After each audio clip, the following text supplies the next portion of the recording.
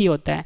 इसमें क्या होता है, जब कोई भी मतलब कोई भी चीज़ अगर आप मैग्नेटिक फील्ड के बीच में लेकर आओगे और वो मैग्नेटिक फील्ड इस चीज़ को घुमा दे, ठीक है, ये जो बल होता है ना फ्रेंड्स, इसी को हम टॉर्क बोलते हैं। ये भी आपने याद रखना है और ये हमेशा 90 डिग्री लगता है, ये भी आपने याद रखना है।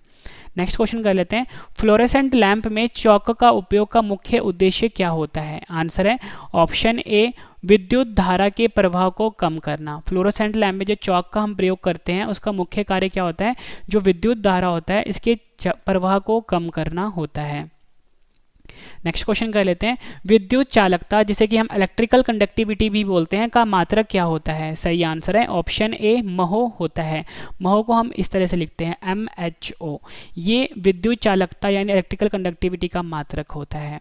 फ्रेंड्स एक ना आपने वर्ड सुना होगा ओम, ठीक है। ओम जो होता है ये रेजिस्टेंस की यूनिट होती है। रेजिस्टेंस जिसे कि हम प्रतिरोध भी बोलते हैं, हिंदी में प्रतिरोध भी बोलते हैं। इसकी जो SI यूनिट होती है वो ओम होती है। अगर आपसे पूछा जाए कि रजिस्टिविटी, ठीक है, रजिस्टिविटी की यूनिट क्या होती है, तो वो होती है ओम मीटर, ठीक है।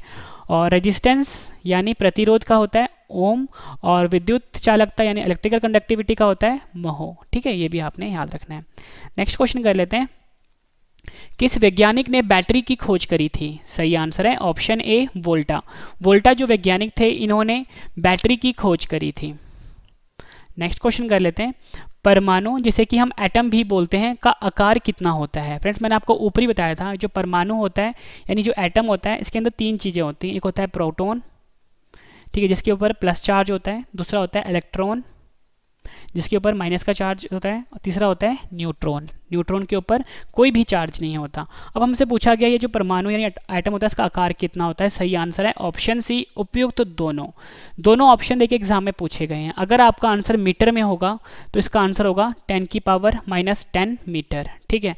और अगर आपका आंसर एग्जाम में सेंटीमीटर में दिया हो 10⁻⁻8 सेंटीमीटर होगा। फिर से बता देता हूँ, परमाणु का जो आकार है वो मीटर में होगा 10⁻⁻10 मीटर और सेंटीमीटर में होगा 10⁻⁻8 मीटर, ठीक है। ये आपने याद रखना है।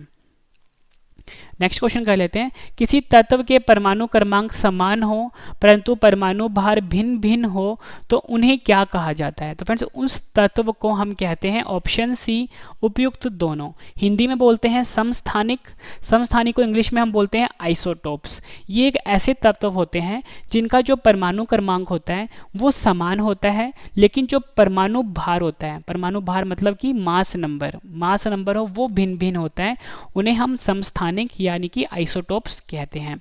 एक एग्जांपल देता हूं मैं आपके लिए। एग्जांपल के लिए फ्रेंड्स में जो हाइड्रोजन होता है, ठीक है, हाइड्रोजन आप सभी को पता है इसका जो परमाणु क्रमांक कितना होता है? 1 होता है और मास नंबर कितना होता है? वो भी 1 होता है। अगर मैं इसके आइसोटोप्स लेता हूं, इसके 3 आइसोटोप्स होते हैं। एक होता है प्रोटियम, क्या होता है? प्रोटियम। तो प्रोटियम को हम लिखते हैं H11, ठीक है। और दूसरा होता है ड्यूटेरियम,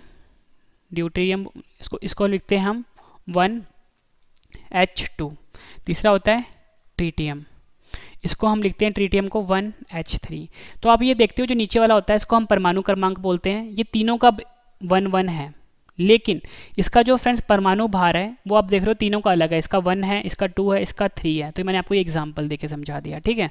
ऐसे ही बहुत सारे एग्जांपल्स होते हैं, लेकिन मैंने आपको एग्जांपल देके समझा दिया कि परमाणु क्रमांक एक जैसा होना चाहिए, ठीक है, और जो परमाणु भार होता है वो अलग अलग होना चाहिए। जैसे इसका था 1, इसका 2 था, इसका 3 था, ठीक है। ये मैंने आपको एग्जाम्पल दे दिया। इन्हीं को हम आइसोटोप्स कहते हैं यानी समस्थानिक बोलते हैं।